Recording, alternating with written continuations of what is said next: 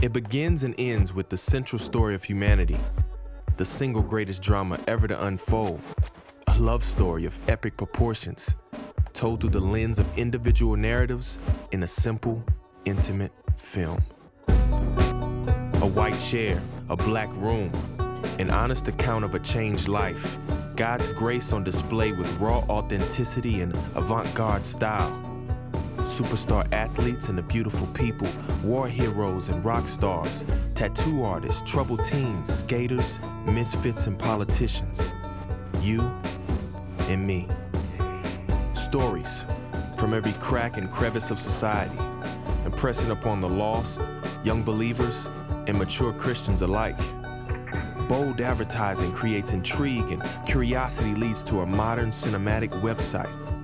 1.5 billion media impressions in the launch market generates nearly 1 million site visitors across North Texas. And then it goes viral. New cities come on board and the momentum swells. 3, 4, 5, and now nearly 8 million people impacted in over 200 countries worldwide. One story at a time from a single white chair. The important questions follow. Does God care about me? Why is Jesus first? And how can I become second? Interaction happens, a connection is made, a new journey begins, and then accelerates.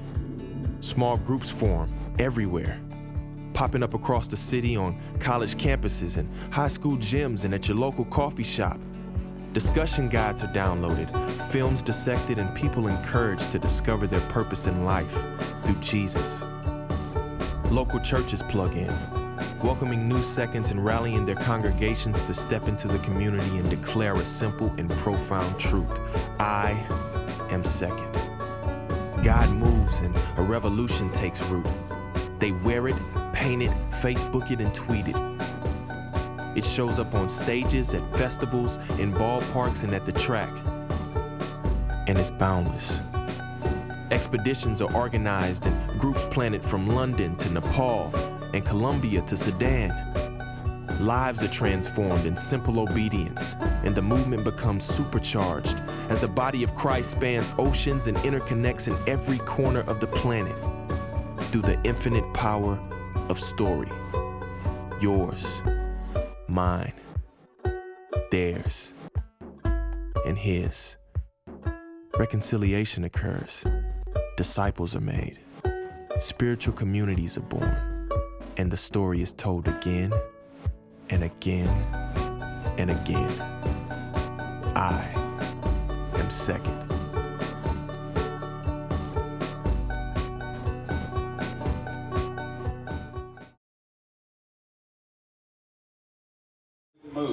Don't you find it ironic that God calls himself many times in the Old Testament the immovable rock? He speaks of his kingdom as being the unshakable kingdom. It's as though if we could find something that we could use as a handhold, especially when life doesn't make sense, that we could just slow it down a little bit and maybe even come to a stop for just a moment to catch our breath. It would make it a lot easier. What we're going to talk about this morning is one of those handholds. And the handhold specifically is the fact that there are two stories in everybody's life going on simultaneously. Simultaneous stories. There's a bigger story and then there's a little story, a smaller story. And the smaller story is our detailed, day in, day out, daily grind of life. Here we're talking about birth and death and school and graduation and job and marriage and kids and where you live and where you move and your health and sickness and life's triumphs and tragedies. All of that makes up the smaller story. But the bigger story is what's happening with God and what He's writing. Whatever choices we make in our smaller stories, you realize God is outside of time. He spoke about this just a little bit last week. He's timeless. He's called all of us to an existence that's timeless. But right now, while we're stuck in time, He has already written a bigger story. And all of our smaller stories, with all of our freedoms, all of our choices, they fit inside of his larger story. And the greatest problem that all of us face in life, I'm serious, this is the greatest problem, is that we can be tempted to be so caught up in our smaller story that we completely miss the big story. And this happens generation after generation after. It's all through the Scriptures. All through the Scriptures. In fact, back in the 8th century BC, there was a prophet that God chose. His name was Amos. And God spoke directly through him to the people in hopes that they would be awakened to the bigger story. But they were missing it completely. You've got to see this text. This is Amos chapter 4 and verse 6. Look at the screen. God speaking directly here through Amos. God says, "You know, don't you, that I'm the one who emptied your pantries and cleaned out your cupboards, who left you hungry and standing at bread lines. But you never got hungry for me. You continued to ignore me. Yes, I'm the one who stopped the rains 3 months short of harvest. I made it rain on one village and not on another. I made rain on one field but not on another. And that one would dry up, and people would stagger from village to village, crazed for water, and never quenching their thirst. But you never got thirsty for me. You ignored me." This is one of those texts in the Old Testament that's a tough pill to swallow, because we know that God is all-powerful, and we also know that He's all good, and that doesn't seem all good. That seems kind of stingy. But if we can pull back the curtain for a second, we can see what God is. God is a giver of life. He's a giver of favor. And walking with Him so far exceeds anything that we ever go through here on earth. That's all He's wanting to offer. And it shows that He's willing to go to whatever lengths necessary to get our attention, even if it means enduring a time of hardship. The greatest tragedy in life is to be unaware of the bigger story. Either consciously or unconsciously, either by choice or by ignorance. Just to go through life unaware of God and His bigger story, that is to miss everything. So, when somebody comes along whose life is filled with a bunch of junk, I mean, trials, and hardships, and pain, and hurt, when someone has that kind of life that we all can observe, and they do not let go of the bigger picture, of the bigger story that God is writing, that kind of a life is very inspirational. And that's exactly what we're saying this morning in the Old Testament character of Joseph. Some of you know this story, some of you don't. This is a great story, and it starts in about Genesis 35, I think, and goes to the end of the book. And it's got a whole bunch of detail that I'm not going to go into this morning. I'm just going to hit some of the high points. But the first time we're introduced to Joseph, he's about 17 years old, and he's got 10 brothers that all hate him. They're jealous as they can be because Joseph is the favorite of Dad. Dad's name is Jacob. And Jacob just makes no bones about it. I mean, he's overt with his favoritism toward his son Joseph. He's already favorite because he comes from Jacob's favorite wife, which opens up a whole new ball of worms, or I don't think that's how you say that, no, can of worms. But it's a real problem when you have more than one wife. Let's just suffice that. So here he's got the favored wife with the favored son, and he shows it by giving him a multicolored coat. And none of the other boys have this kind of a gift from Dad, and so it's a constant reminder whenever they see Joseph of Dad's pick. He chose him over the rest of us. And to make matters worse, Joseph, when he was young, had some crazy dreams. A couple of dreams where everybody in the family bowed down to him. Joseph shared those dreams. Did not go over well. It just made matters worse. So one day, Dad Jacob has the older 10 sons taking the flocks out to graze in other pastures. They were to be gone a few days. And they didn't come back after a designated amount of time. Perhaps Jacob thought they should be back by now. For whatever reason, he sends Joseph out to get them. And Joseph goes, and he looks here and there, and he can't find where they're supposed to be, and he has to go to another town, and they tell him he's over there. So finally he catches up with them. And even when he is approaching, the brothers are hacked off. And they start calling him the dreamer, the favorite one of Dad. Oh, we all know him. By the time he gets up to them, they have worked themselves into such a frenzy of hatred and jealousy toward him that they decide they're going to kill him. They throw him into this well.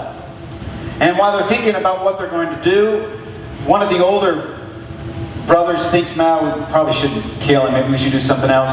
And it just happens that a group of slave traders are going by that region where they were grazing their animals. And so they said, well, we might as well make some money off the deal. So they sell their brother to these slave traders who are on their way to Egypt. So Joseph goes off there, and the boys now, what are they going to tell Dad? They concoct this story about a wild animal attacking Joseph. They take the coat off of him that they hated anyway, enjoyed ripping it up, with one another. And then they killed some goat and spilled the blood of that goat over Joseph's coat, so Dad would think that, he was mauled and he's gone. So Jacob goes into this time of mourning, and the boys, they've got the problem taken care of. Joseph is out of the picture. They don't have to put up with this constant daily reminder that he's Dad's pig over there. He's out of here.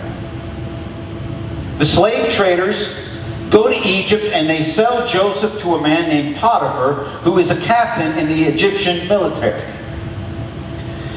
The text says that Joseph was handsome and well built.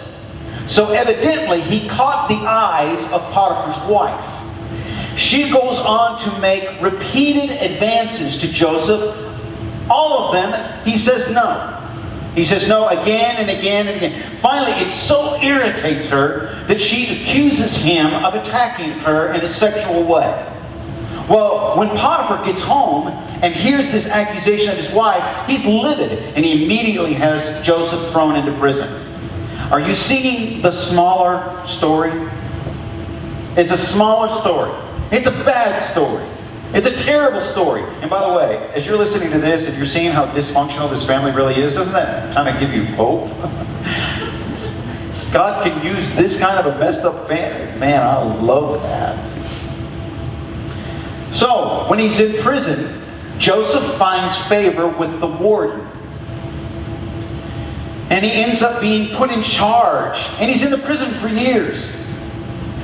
And there are a couple of Pharaoh, the leader of Egypt, a couple of servants who served on his court that are thrown into prison for various reasons. And while they're in prison, these two servants have crazy dreams. God enables Joseph to interpret these dreams. And one of them, the interpretation is not good. He's going to be killed, and he was. And another one, his interpretation was great. He's going to be restored to being the cupbearer for the king, just like he was before he was thrown into prison. And he goes back and he does that. Joseph probably thought, well, this is great news. The cupbearer will tell, Pharaoh that I did this for him, and I'll get my free ticket. But no. More years in prison.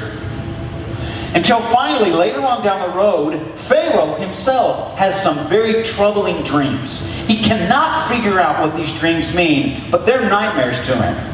It's about 7 skinny cows, and 7 fat cows, and 7 skinny stalks of wheat, and 7 fat stalks of wheat. He can't figure any of it out. So he's talking to the people in his court, saying, does anybody have any idea what this dream could possibly mean?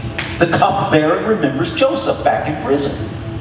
So he tells the Pharaoh, I had this problem when you threw me in prison, and I had a dream, and it came true, just as Joseph said. Well, sure enough, Pharaoh and Joseph hook up. And now Joseph comes and he explains to Pharaoh exactly what that means. The 7 skinny cows, 7 skinny stalks of wheat. It's going to be the fat ones, that's going to be 7 great years for Egypt. There's going to be plenty. The food is going to abound like crazy. Then the 7 skinnies, that's going to be followed by 7 years of famine. Explains the whole thing, and Pharaoh, he swallows the whole thing hook, line, and sinker. He believes that Joseph is dead on. He's so impressed with the fact that Joseph can interpret this because of the ability that God gave him, that he puts him in charge. He's kind of the governor now of all of the region, the second in command behind Pharaoh himself. So, everything's happy. Egypt thrives. The rest of the world survives. Everything's moving along great. 2 years into the 7 years of famine, it starts really affecting the rest of the nations surrounding Egypt. One of them, Canaan. where Joseph's family, his brothers and family, live. So Dad Jacob now sends down the 10 boys, the 10 older sons of Joseph. They haven't seen Joseph since he was 17 years old. Joseph is now 39 years old. It's been 22 years since they've seen Joseph or thought of Joseph. And now Joseph is speaking Egyptian tongue, and he's dressed in Egyptian garb. It's 22 years. They don't recognize him, and they go before him to beg to pay for food, and they bow down. And Joseph immediately is struck with the fulfillment of this dream that he had when he was a kid. And then he kind of makes them jump through some hoops and go through some trials. They have to go back and bring back a little brother, and he puts some different things, puts all their money back the first time. They come back and they're scared because they're afraid that somebody will think that they stole the grain. And now the goblet, Joseph's own goblet, is in. His little brother Benjamin's back. It's a great story. You need to read all of it. So the long and the short of it is, they come back and Joseph cannot hold back anymore, and he reveals his identity. And he tells them who exactly he is, and they all look to see. Now you need to look at the screen here. We're going to go one by one and look at these. I want you to eyeball each one of these. You've got a big story, and then you've got the little story. The big story is God called a leader. The little story is Jacob had an 11th son. The big story is God needed to make him prominent. Well, what better way to do that than to fill him of dreams of becoming prominent one day as a kid? The big story, God needed Joseph to rely on him and on him alone. Do you want to know one of the greatest ways to find your reliance only on God? When everything else is gone. His brothers reject him and he's abandoned. Joseph only had one way to look. The bigger story, God wanted him humble. I can't think of a better way to make somebody humble than to throw him into prison. The big story, God wanted to make him forgiving. And so, Joseph had his brothers bow down to him. You know that had to be a moment. Joseph, his eyes opened to a bigger picture. The big story, God wanted others to know of his power, and Joseph was given the interpretation of dreams. The big picture, God wanted others to know of his provision, that he's going to take care of his world. And now Joseph is equipped to plan and prepare for the future.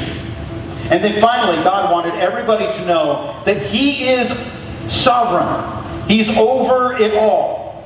He is writing a bigger story. And Joseph realized that his smaller story would somehow fit in that bigger story. And the most poignant part of this whole great event for me is when Joseph reveals his identity to his brothers and they're scared to death. Look at the text. I am Joseph, he says to his brothers. Is my father still alive? But his brothers were speechless. They were stunned to realize, this 22 years, they thought he was dead. Stunned to realize that Joseph was standing there in front of them. Please come closer, he said to them. So they came closer. And again he said, I'm Joseph, your brother, whom you sold into slavery in Egypt. But don't be upset, and don't be angry with yourselves for selling me to this place. It was God who sent me here ahead of you to prepare for your lives. Watch the big story. God has sent me ahead of you to keep you and your families alive and to preserve many survivors. So it was God who sent me here and not you. And he is the one who made me an advisor to Pharaoh, the manager of his entire palace, and the governor of all Egypt. Don't be afraid of me. Am I God that I can punish you? You intended to harm me, but God intended it all for good. He brought me to this position so I could save the lives of many people. Now, no, don't be afraid. I will continue to take care of you and your children. So he reassured them by speaking kindly to them. I took part of that text from the 45th chapter when he first reveals his identity, and then part of it in the 50th chapter of Genesis when they were afraid that Joseph might turn on them after Dad Jacob died. Oh no, Jacob's gone now. Joseph, he again reassures them and speaks kindly to them. Joseph got it. He understood the bigger story. He understood that his smaller story was somehow going to fit in. And so it seems like to me what we need right now is a real, live, modern day example of somebody that has a life with one bad turn after another, one twist that just you would never choose, that we look up into the heavens and we say, God, why would you ever allow this to happen? If we could have a modern day example of this happening right now, and then a person who was able to see the bigger picture, well, guess what? We've got that story. Watch. I don't think anyone's truly equipped to go out in front of 1 billion, 2 billion, 3 billion people on an Olympic stage, and you're scared out of your mind. On a 200 by 100 surface of ice, you wonder why you do this because you're so nervous. On 2 10-inch lengths of 1/4-inch wide steel, through this, just get me through this. And you're to manipulate those edges for 4.5 minutes and do triple jumps and athleticism and not make a mistake. It's impossible. But I found a way to be just good enough to win the gold medal. The more I look back on it, I think it's unbelievably awesome. Like, that was me. You know, I always thought if I could be really good on the ice, you know, I could become famous. I think I'm probably more known for my health problems now than I am for anything I ever did on skates.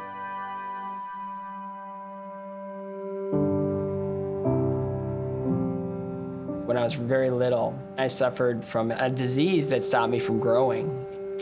It was in and out of hospitals for years, and I was never really home. And so what ended up happening was I came back from kind of being in and out of hospitals, and I ended up going to the skating club thing just by accident. And I found skating, which kind of took on a life of its own, and it progressed. And pretty soon I'm competing, pretty soon I'm living away from home.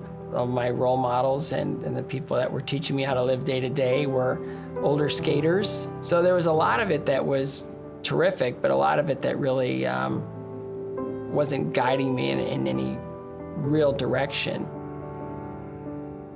It wasn't until I suffered the devastation of my mother losing her battle to cancer that something was awakened in me.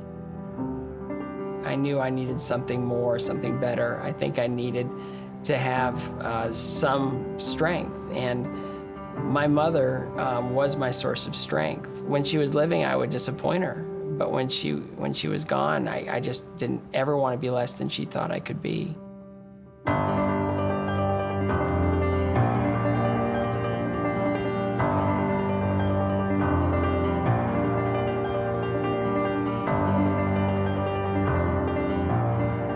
I was happy to just work. I was happy to just entertain. I do well, and I think that was good enough. Skating had given me life as a child, and it given me, you know, kind of a strength as an adult. But what was about to happen really changed my life forever.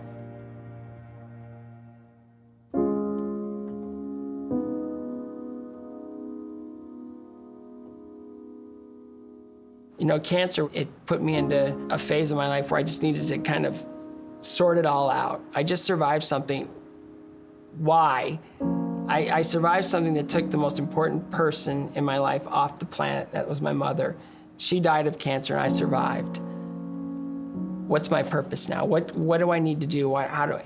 And a big part of that dust settling was getting with Tracy. And she brought me to the church. She took me to a minister, a man named Ken Durham.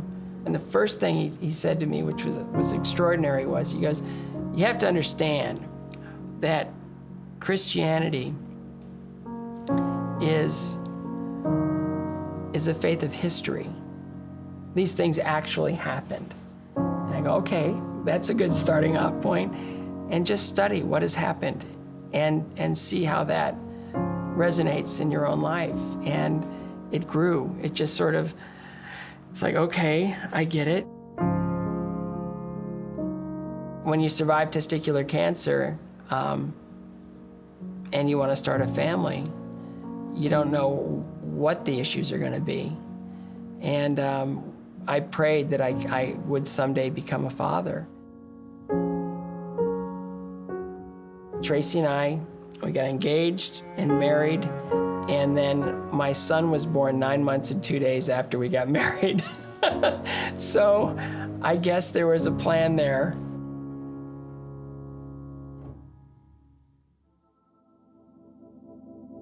I thought I paid my health dues when I had cancer, but this was a whole other issue. I have a brain tumor. How do I tell my wife? And we have a 14-month-old son. How do I tell my wife that I have a brain tumor? I'd just gotten the news an hour before. I met them at the hotel, and she goes, "What's going on?" And I said, "I have a brain tumor." And she took my hands, and without hesitation, she just started to pray. And it was in that moment I knew where I was going to put everything. My trust, my faith, everything. So the most powerful moment of my life. From that moment forward, we just said, whatever it is, whatever it takes, we'll face this. When they're gonna do a biopsy, they tell you, we're gonna drill a hole in your head, and then we're gonna take a needle down through your brain and take a piece of the tumor. They said, we seem to have found a safe corridor to do this. And I go, well, I'm not using most of it. But they tell you all the things that can go wrong in that surgery. And I remember waking up, and I looked at the clock, and it was 10:20. I knew where I was. And then the next thing I saw was my wife come in with a smile on her face. She said, they know what it is.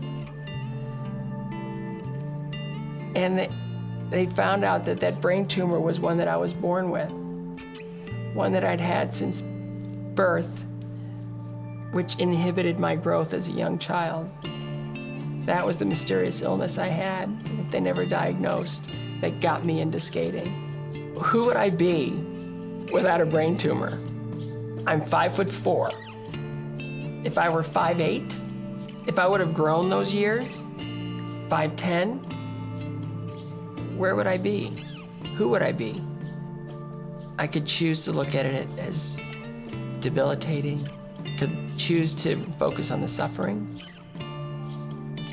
I choose to look at that brain tumor as the greatest gift I could have gotten, because it made everything else possible.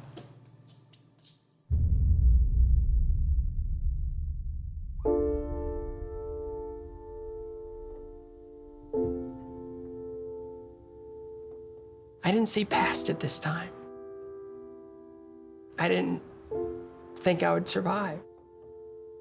One point I was starting to really feel weak.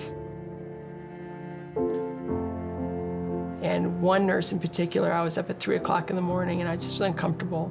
And she was, can I get you anything? And I just said, no. I go, I'm just a little scared. And she said, do you pray? I said, yes. And she said, what do you say when you pray? I go, well, I just thank God for all the blessings in my life. Do you ask him for anything? No. I just want him to know I'm grateful. I'm grateful. Well, who is God to you? And I said, well, I guess he's my father. Oh, you're a father, right? Yes. If one of your children were hurting, wouldn't you want him to come to you for comfort, strength? Yes. So I changed the way I pray now. I ask. Uninhibitedly, I ask. I ask to heal. I ask for strength. I ask for courage. I ask for another child. I want to talk about miracles. It's after surviving the pituitary brain tumor. It's impossible, practically impossible. I did 6 injections a week for 2 years. No luck. We're not meant to have another child. We gave that to God. A month later, we found out that Max was on his way. Miracle Max.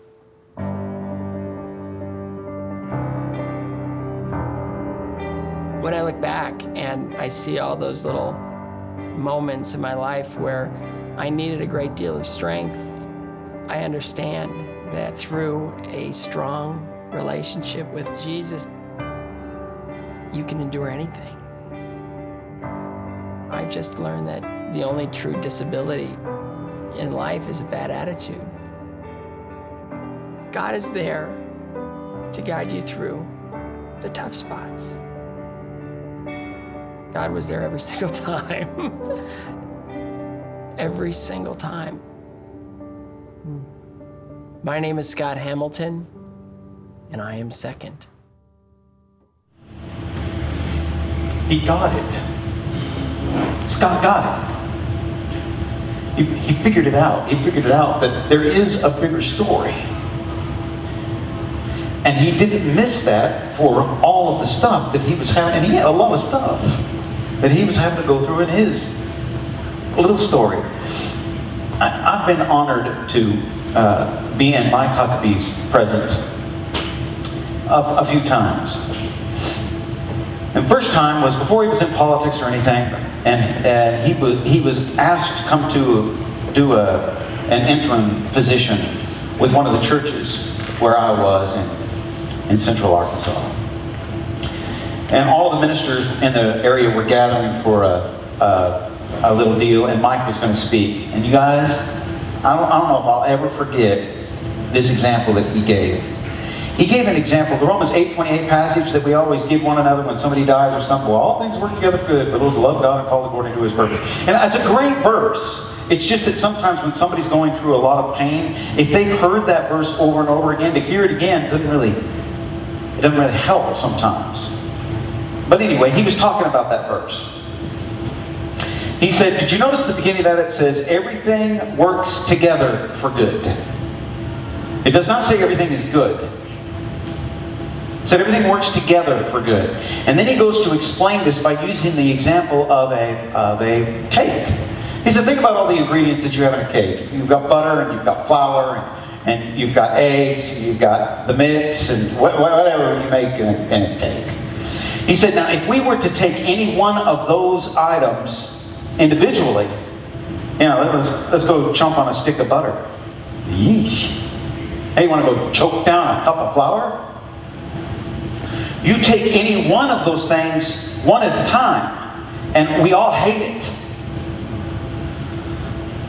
But you put it together, and then you put it in the fiery trials of the oven, and something great comes up. What do you think if the bits and pieces that we're all going through in our life right now that seem unbearable, and we're crying out saying, you're all powerful and you're all good, why? What do you think that those might be kind of the individual ingredients of what he's making? He's making something great in every single one of you. It's something beautiful. It's amazing what God can do. Our issue is not getting so focused in on our little story that we miss the big one. You are married to who you're married to for a reason, no matter how tough it is. The kids that you have are your kids for a reason. Where you live, the job that you have, your intellect, everything that God made in you, He is pulling all of that together for some grand purpose. So when you go through stuff in your small story that seems too much to bear, back up. And remember that God can do incredible things with dust. Let's pray.